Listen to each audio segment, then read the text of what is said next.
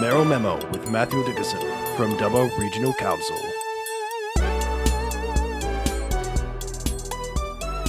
First of all, can you just elaborate a bit on the Australia Day? You talked about some possible changes. What were they? Tell me about them, please. Yeah, so one of the things that happened at Australia Day this year was that Councillor Lewis Burns delivered a welcome to country, and in that he talked about the fact that it was all about unity and really focused on seeing how we can bring the entire community together. And so with that in mind, we'd had some further discussions both with Councillor Pam Lewis and Councillor Lewis Burns, our two Aboriginal councillors, talked to all the councillors and then some other sections of the community. And we came up with a couple of minor things that we wanted to change in terms of the Australia Day event that we have. And one of the changes was a very subtle one. Normally you would have the Mayor of the Day speak, you would have an ambassador, which was given to us by the Australia Day Council, and that then would lead into the Australia Day Awards. But in recognition of what the 26th of January means from an Aboriginal perspective, we thought it would be appropriate to have an Aboriginal elder give us some context around that. So on the program, we've added an Aboriginal elder. So rather than those two addresses by the ambassador and the mayor, we're now going to have three addresses, which will include that Aboriginal address. And again, I think that's important for the historical context of that day. The second thing that we wanted to do was change some of the entertainment that occurred afterwards. Often you'd have some people doing maybe children, for example, doing some routine, some dancing, some of those types of things. But we found that it kept some of the parents there, but not a lot of people stayed around for a long period of time after that. And we wanted to really engender that whole Australia Day celebration. So rather than do that, we thought as a nod to our multicultural community, keeping in mind that 18.8% of the people in our community were born overseas, we want to change that into almost a market day, a stall, a food stall, something that really is a nod to our multicultural society that we've got now, our modern multicultural society. The third thing we wanted to do, which we were only half successful with, was rather than have the event on the 26th of January, we thought a twilight event would be a good way to maybe ease some of the pain for Aboriginal people, but still keep a recognition of that date for the rest of Australia.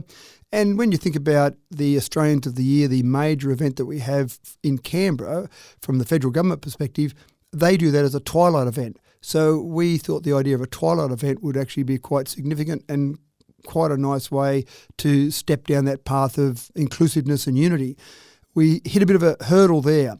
The Department of Home Affairs would not give us permission to have the Australia Day event on as a twilight event in Dubbo, but we could do that in Wellington. Now, the reason for that is the number of new citizens that we confer throughout the year.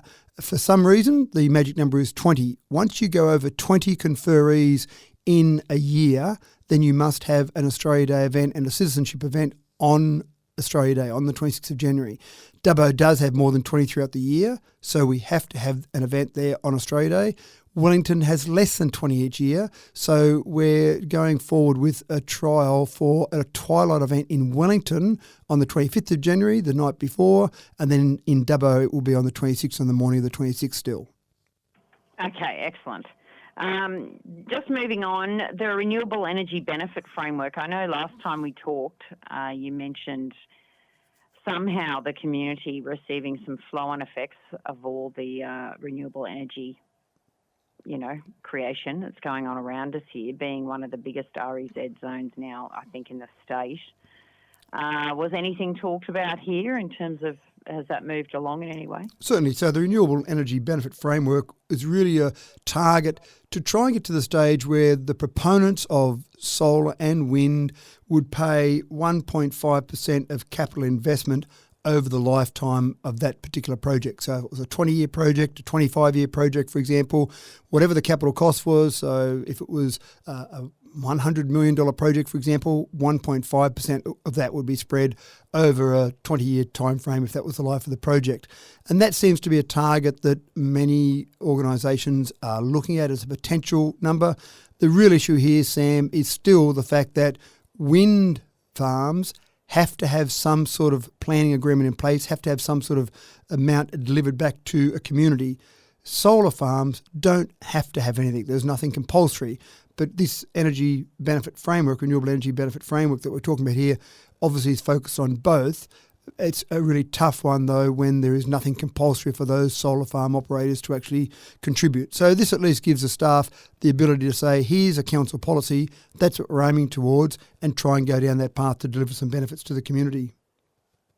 Okay, so that's moving along. That's good. Okay, the last thing, and I suppose anything else you'd like to mention, the Keswick blocks that are now up for private sale. Have you sold any?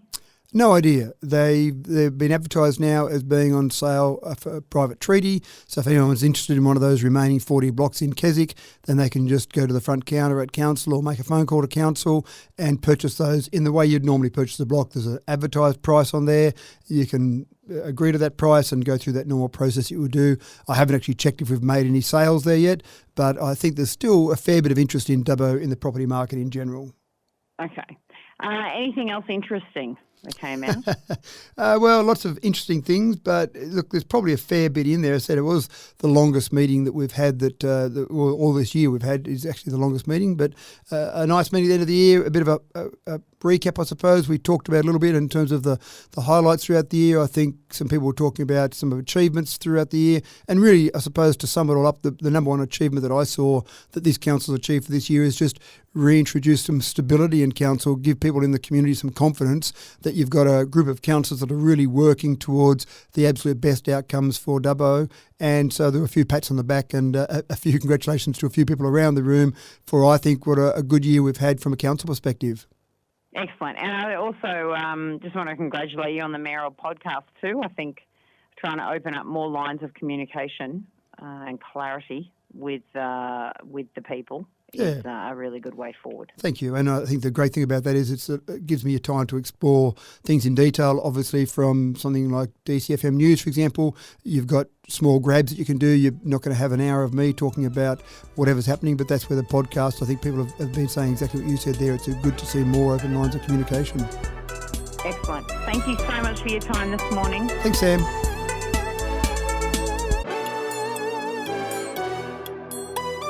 Mayoral Memo with Matthew Dickerson from Dubbo Regional Council.